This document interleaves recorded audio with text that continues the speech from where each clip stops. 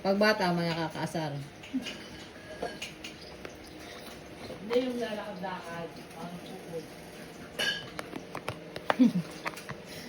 Sorry sa mami, uod naman mo yun. Kasi nakakatawa daw kasi parang uod. Tinanong mo ba may sila kung natutulog sila sa kanila? Ay, balik siya ng halo-halo, tsa. Hindi na kailangan lumari.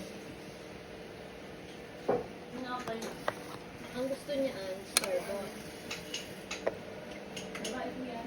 Ba, ang ganda ng ito mo. Ito mo ito. Adi na, ito na. Naku, dinali mo yung ano? Dinali mo yung bawang ni mami? Oo. Pang ano yun?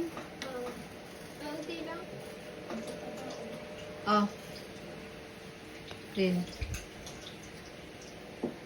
Ano sa'yo? Ah. Nasaan yung parang may naman yung dot na puti?